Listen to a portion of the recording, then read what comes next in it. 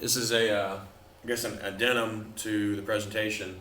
I wanted to talk about the things that have happened as a result of what I did, and I feel that's very important to talk about. Um, Prior to this, to everything that happened, um, I was an EMT for 7 years. When I was in jail, the state board of EMS came to the jail, and I had to sign an agreed order where I understood at that point my certification to be an EMT was suspended temporarily, and that happened because I was charged. It wasn't because of any other reason. That's their practice here in Kentucky. Um, if I was acquitted of the charges, then that would have went away, and that didn't happen, obviously. So after that temporary suspension, my certification to be an EMT was revoked. So also I had a several letters that I received, and these were sent, and I got these after I'd already been to prison for a while. I was placed onto a registry by the Department of Health and Human Services that I can't have a job that submits claims to Medicare or Medicaid because of the conviction, because of the charge. The state of Indiana sent me a letter informing me that due to a uniform agreement they had with Kentucky, because I was charged with the charges that I was charged with, they were suspending my non-existent license. Um, so I wrote Indiana and explained the situation to them, and they cleared that up. I was able to have my driver's license reinstated. Um, so I went to prison. When you go to prison, you don't really have uh, a lot of storage, a lot of places or people you can trust with your material belongings, and that was I was fortunate in a lot of ways, in that I had family that did try to hang on to some of my stuff, and some of the stuff that me and my wife had, some of the pictures and the other things that I can't replace. Um, Notes and letters and birthday cards and anniversary cards and those kinds of things. Um, because I was convicted of a felony, that has all the implications that it has to mean. It means in Kentucky, where I live at, that I can't vote, I can't hold public office, I'm limited in a lot of jobs that I can do. I can't legally carry a firearm, I don't. Um, but it has a lot of effects just being a convicted felon in and of itself, and that's all because of my actions and what I did.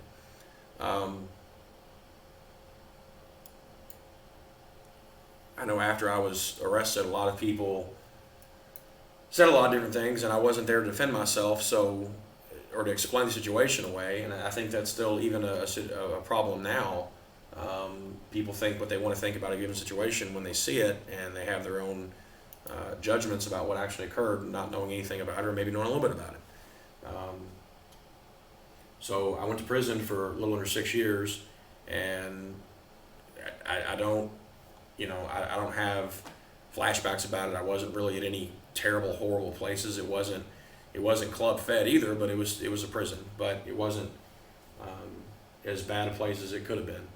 But it's still prison. You're restrained. You have almost no rights, and that's just the part of the way that it is when you go to prison. So.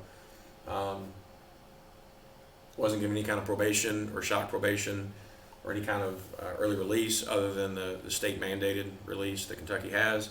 So I spent pretty much the maximum amount of time that I could spend in prison. I had relationships with family members. I had relatives that were born that I didn't even know until I got out. There was a civil lawsuit that there was a judgment entered, and that was another effect.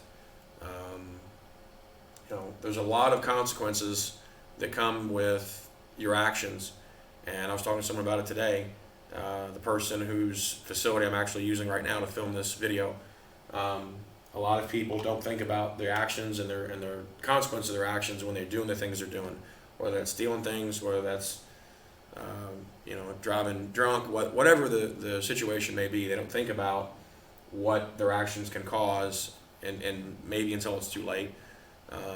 This presentation, the reason I'm doing it is I want people to see what can happen when you go down a road of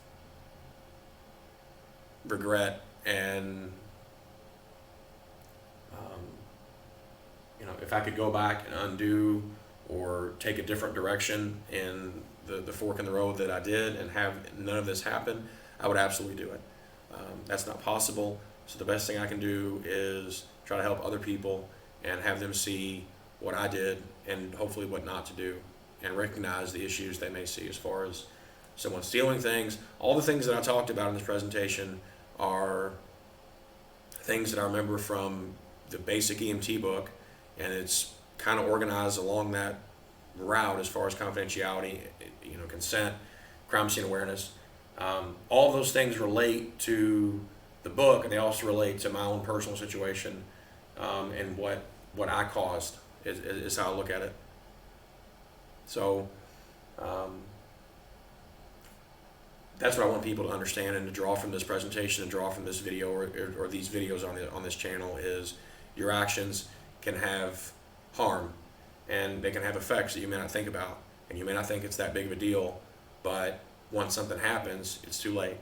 You just have to deal with the situation the way that it is at that point.